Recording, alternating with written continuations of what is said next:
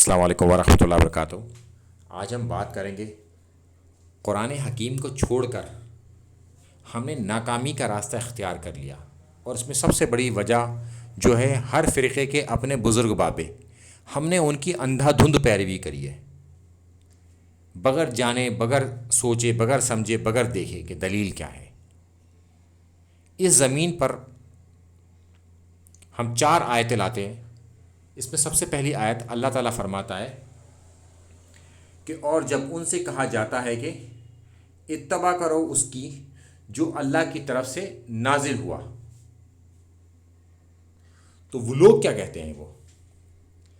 وہ کہتے ہیں کہ ہم تو اپنے بڑوں کے، یعنی کہ بزرگ بابے، اپنے باپ دادا کی پیروی کریں گے اللہ کے مقابلے پر۔ بہت ساری چیزوں میں آپ نے دیکھا ہوگا کہ ایک طرف اللہ کا کلام ہے، وہ یہ کہتا ہے کہ 2 سال بچے کی دودھ پینے کی عمر ہے، اور بزرگ باپ بھی کہتے ہیں 2.5 سال ہے، اور ہم اپنی بات کو چھوڑ نہیں رہے ہر دھرمی میں۔ یہ ایک میں نے ایک چھوٹی سی مثال دی اس معاملے میں۔ اور شیطان ان لوگوں کو دوزخ کی طرف لے جائے گا، باوجود اس کے یہ سب جانتے ہیں، پھر بھی یہ اپنے بزرگ بابوں کی طرف چل رہے ہیں، اور شیطان انہیں دروازے جہنم تک پہنچائے گا، دوزخ کی آگ میں انہیں جلوا دے گا۔ اس کے باوجود یہ جانتے ہوئے بھی اپنے بزرگ بابوں کی پیروی کر رہے ہیں۔ اب چلتے ہیں ہم دوسری آیت کی طرف۔ ان لوگوں نے اللہ کو چھوڑ کر اپنے درویشوں اور علماؤں کو اپنا رب بنا لیا، یعنی کہ جو اپنے اپنے فرقے کے بزرگ بابے تھے ان کو ان لوگوں نے اپنا رب بنا لیا۔ رب بنانے سے کیا مراد ہے؟ کہ انہوں نے اللہ اور اس کے رسول صلی اللہ علیہ وسلم کی تعلیمات کو چھوڑ کر اپنے بزرگ بابوں کی تعلیمات کو اختیار کر لیا۔ تو گویا انہوں نے اللہ کو چھوڑ کر اپنے بزرگ بابے، درویش، علماء، پیر، آپ جو چاہیں اس میں لفظ لگائیں، ان کی پیروی کرنی شروع کری، بغیر یہ دیکھے ہوئے کہ اللہ کس بات کا ہمیں حکم دیتا ہے۔ بس ہم نے اندھا دھند پیروی کرنی شروع کر دی ان کی، بغیر کچھ جانے، بغیر کچھ سمجھے، بغیر کچھ دیکھے۔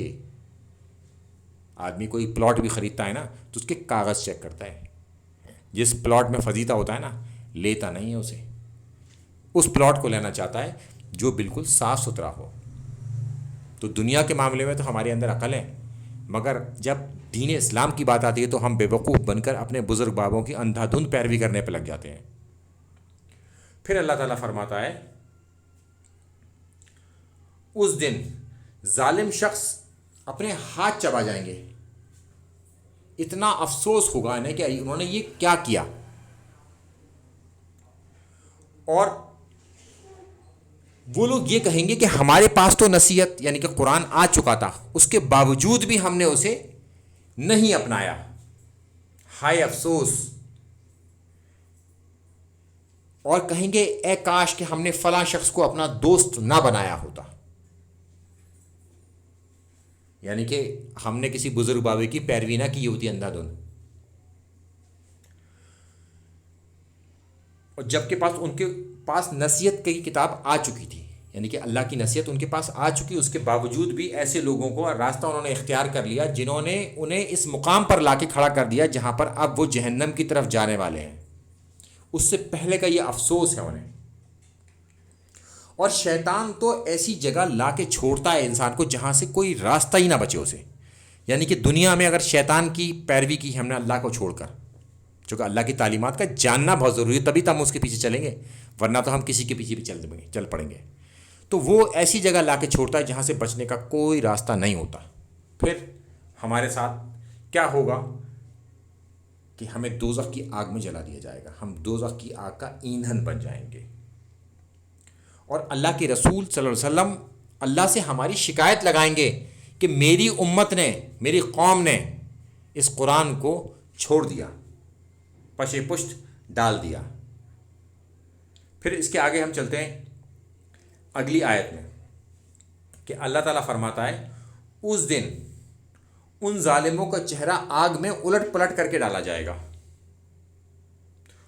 پھر وہ کہیں گے کہ اے کاش ہم اللہ اور اس کے رسول کی اطاعت اختیار کرتے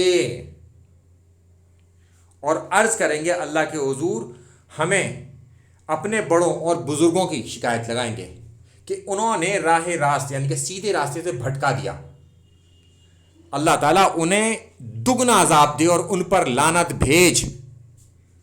کیا کہیں گے؟